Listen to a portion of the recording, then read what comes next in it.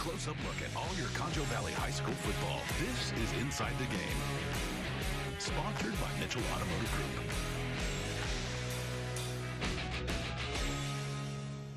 Howdy everyone, happy Friday and welcome to this week's Inside the Game, where we take you inside the games here on the Concho Valley. I'm your host tonight, Griff McClellan. In the next 15 minutes, we've got a full recap for Week 8 of the 2024 high school football season with highlights and scores from all across the Concho Valley as district play continues is in full swing.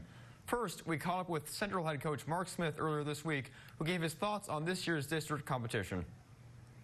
I like it. You know, I think that there's not this league is good top to bottom. It's a really good league. Every week you're going to play a team that's really challenging, you know, in a lot of ways, and I'm certain that they feel probably the same way about us, that this is a challenging team that they're getting ready to play. So I think that's the beauty, a lot of parity within the teams within this league, but there's not a great deal of difference between the top and the bottom. You know, you're seeing games, one-score games across the board. So I love that about this, and I like it that they're undefeated coming in here. That's going to be a great environment right here in this stadium. It's a big game for people in this community, big game for people in that community. And this one was a clash of titans, you can say. Central hosting a familiar opponent, Odessa Permian. Early on, Permian striking first. Gavin Black runs it in for 6, breaking the plane. Central trying to answer, but this screenplay right here does not fool the Panthers defense, forcing the Bobcats to settle for a field goal. A couple plays later, Central steals momentum with this diving interception attempt, like a highlight reel play there. Interception near the goal line, leading to this touchdown run by Central. Game on at San Angelo Stadium. Permian, though, responding with another touchdown up next. The duel is on in this thriller. What turned out to be an epic finish. We'll get to that in a second. Of course, Central responds right now with a touchdown pass from Christian, also known as Squeaky English. Score 16-14 Central at halftime. Like I said, this one came down to the wire. English electrified the stadium with an 80-yard touchdown run, but Central failed the 2-point attempt, coming up short at home, 31-29. We're now going to send it out to San Angelo Stadium, where our very own Brian Cunningham is live for post-game analysis. Brian? We are live here still at San Angelo Stadium, and we were treated to a perfect game tonight on a perfect Friday night. The Mojo Panthers, they just left, and they just gave us an incredible shootout with Central till the very end of the game. They go down and they score immediately on the first drive for Mojo, and they put points on the board, and I know it made people nervous, but Central had that fight that they had from the second half of last week, and they went down the field and they took a field goal. They went back down the field a second time, they grabbed another field goal, and then an interception to put them back in this game, and they would actually take it into halftime 16-14, and they wouldn't take the foot off the gas pedal at that time. Panthers came back out, Bobcats came back out, and we were given really just a second big game in the second half of this one. It would come down to a very end final play for the Bobcats, and it would be a dropped 2-point conversion after an 80-yard touchdown run from Squeaky out here, and it was a really good game. Honestly, it was probably one of the better games this year. Bobcats fell to Mojo by 2 points with Inside the Game. I'm Brian Cunningham. We send it back to you guys. This live shot is sponsored by AFCO Steel.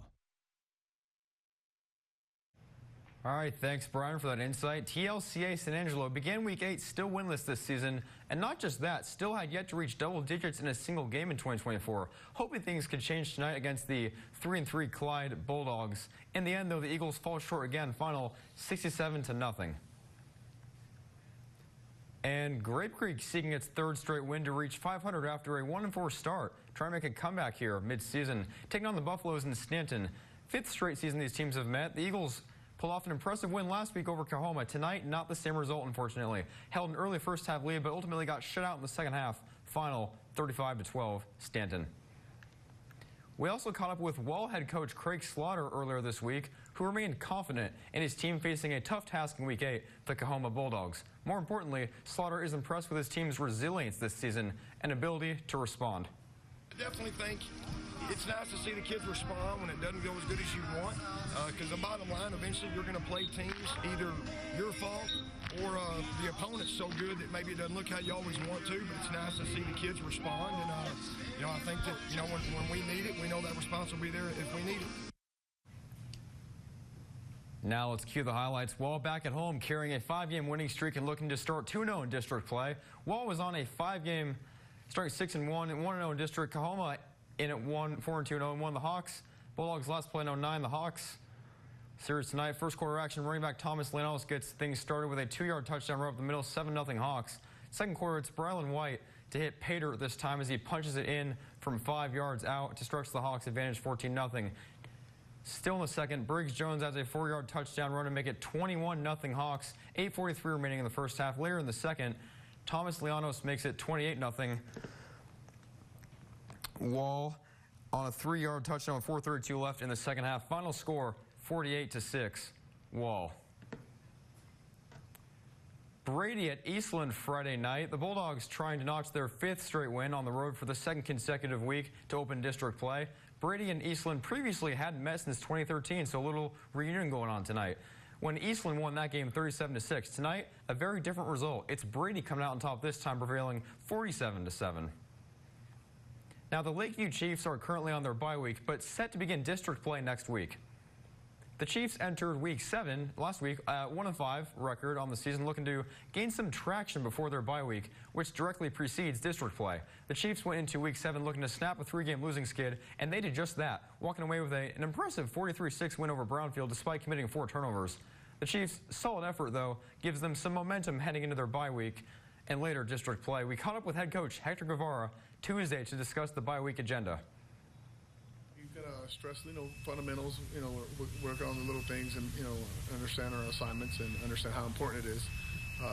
And just hopefully build on that this week and get healed up a little bit because we're banged up. So that'll be good that we're off. This portion of the news is sponsored by Concho Valley Door.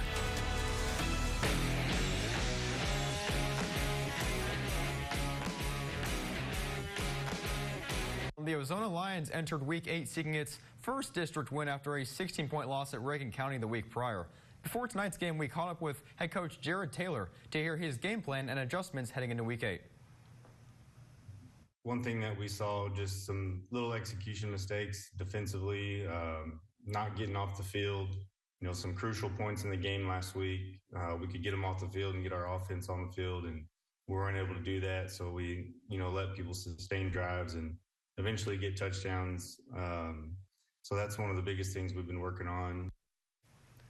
Sonora and Ozona battling out for the whopping 98th time in their head-to-head history. The Lions without star running back Christian Villarreal tonight with a high ankle sprain, but that didn't matter. Quarterback Hudson Fowler had himself a night. Sonora with possession next, but this run play is read immediately by the Ozona defense. Xander Whippy, J.P. Garza combining on that tackle. Ozona, though, later draws first blood. Hudson Fowler finds Andres Quiros for the score, 8-0 Lions after a successful 2-point conversion attempt. Sonora, though, trying to fight back, and they do that just right here on a deep pass down the right sideline, cutting the deficit to 8-6. That would be the Broncos' only score tonight, though. Final score, all Ozona, 30-6 Lions. Sterling City traveled to El Dorado for an all-Concho Valley matchup. El Dorado looking to bounce back from a difficult district opener, while Sterling City looks to start 2-0 in District 4-2A Division 2. Third straight year these Eagle squads have faced each other. 14-0 already in the first quarter in favor of the El Dorado Eagles, and they didn't stop there. Hazy Galindo takes it to the house, putting his team on top, 20-0. Sterling City with possession next. Seth Turner takes the snap, hands it off to Sheldon Coxey, who runs to his right for a short game. Well played by the El Dorado defense. Still 20-0 El Dorado, moving the ball again. Johnny Ray Adem looks to his right and hits Jonah Penzacek, but the ref appearing to wave it off, saying incomplete. Adem on the move again, finding Garrett Walling on the outside for a nice gain. El Dorado continuing to pick apart Sterling City's defense en route to the win. Final score tonight from El Dorado, 41-20. The Cristobal Cougars and Reagan County Owls meeting for the third straight year. This young rivalry came in tonight tied at only one piece all time. Cougars won last year's matchup 42-13. This time, result has been flipped. Final score 36-16 in favor of the Reagan County Owls. Mason is on a mission this season, seeking a whopping 14th straight district title. And what might be even more impressive, the Punchers came in 16-0 all-time versus Harper. We'll make that 17-0 now. Things started well last week for Mason versus Thorndale. Tonight, nothing new for Mason. They win again with dominance. Final score 56-0. 49 of those points were scored in the first half, by the way. The Miles Bulldogs in search of a win after a turbulent stretch as of late, losing 2 in a row, as well as a bye week. Facing the Cross Plains Buffaloes tonight, these teams evenly matched. Miles led the all-time series 11-10 coming into tonight and had won the previous two versus Cross Plains. Tonight, Miles with a much-needed win in district play, shutting out Cross Plains 48-0. The Junction Eagles took on defending district champion Bracketville Tigers in Week 8. But before we delve into those highlights, here's what head coach Scott Freeman had to say about his team entering its third district game after back-to-back shutout wins. I think it's big. I mean, I think that anytime you can go in with two big wins, it's going to give your kids confidence, and especially this week going against a very good bracket team, the defending district champion. Confidence is key, and I think that that's what the first two games of district have given us, and even further back into our pre-district. So, hopefully we can come out and execute. Tonight, Junction facing Bracketville for the first time since 2019, seeking another dominant performance following the last 2 weeks, as previously mentioned. Tonight's result, Junction staying hot, now 3-0 in District 14 2A Division II play, winning by a final score of 38-14. We're about to take another commercial break, but stay put because we've got plenty of six-man headlines up next. You don't want to miss it.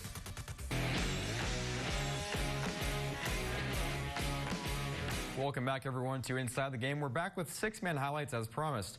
Two red-hot teams leading off tonight's lineup, the Verabest Falcons and Water Valley Wildcats. Water Valley hosting Verabest 15-1 all-time versus the Falcons. First quarter, quarterback Landon Lacey dropping back, launching, and finding his receiver Gunnar Brooks for the score, 6-0 Wildcats early on. Still first quarter, Water Valley trying to add to its lead, and they do just that. Anthony Quintana runs in for 6, 12-0 now Wildcats. Building a double-digit lead, Verabest trying to respond. It's Hunter Tucker taking the snap and finding an open man. That's Peyton Larson who takes it in for the touchdown, cutting the deficit in half, 12-6 now. Second quarter, 9:54 to go. Lacey looking left and slinging it to Marcus Rodriguez. The route is on. 20-6 Wildcats now after a successful two-point try. Final score tonight, 53-22. Wildcats making a statement in six-man district play.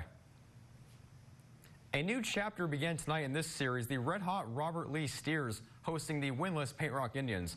Robert Lee had averaged over a whopping 67 points scored per game in the last 4 games, while Paint Rock tried to avoid a third straight shutout loss. Tonight, not much of a different outcome. Final score, Robert Lee 52, Paint Rock 6. Eden hosting Leakey, kicking off District 15-1A Division I play after its bye week, facing a familiar opponent in Leakey, meeting for the 7th straight season.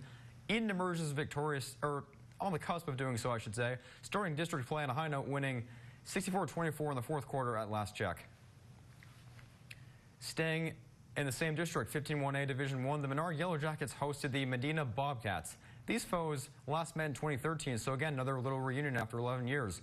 The Yellow Jackets stung the Bobcats tonight, though, winning by the final score of 80-57 in a pretty high-scoring affair. Blackwell playing host to Lorraine. 11th straight year these teams have met. Lorraine narrowly held the all-time edge at 10-9. This time around was pretty much an all-time thriller, with Lorraine currently on top, 88-86 at last check in the fourth. We now take our final break, but don't go anywhere. When we return, we'll have some weekend headlines plus a look ahead to Week 9. All that and more after these messages.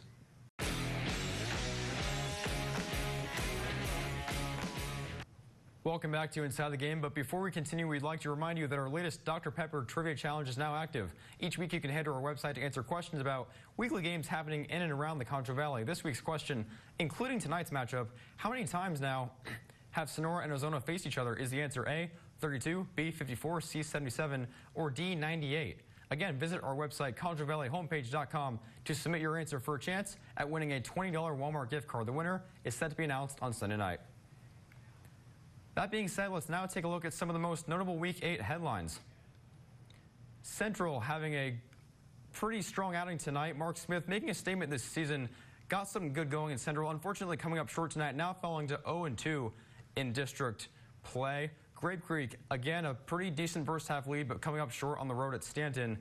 Wall just continuing to find ways to win. Craig Slaughter really making a name for himself in his first year at the helm with a dominant 48-6 win at home tonight. And Sonora and Ozona, what was projected to be a pretty high-scoring Concho Valley classic between two longtime rivals, as previously mentioned, ended up being a pretty one-sided affair tonight. Ozona dominant, 30-6. Let's look ahead to Week 9 now. Central looking to bounce back, avoid an 0-3 hole in district play, traveling to Midland High. Lakeview returning from its bye week. looking to get back in the win column again. It's much needed, hosting Pecos. Wall and Grape Creek colliding in an all Concho Valley matchup.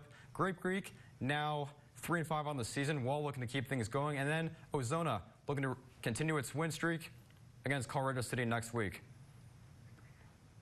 That's all for Inside the Game tonight. Thank you as always for tuning in. We appreciate your support. Have a good night. Inside the Game is sponsored by Mitchell Automotive Group.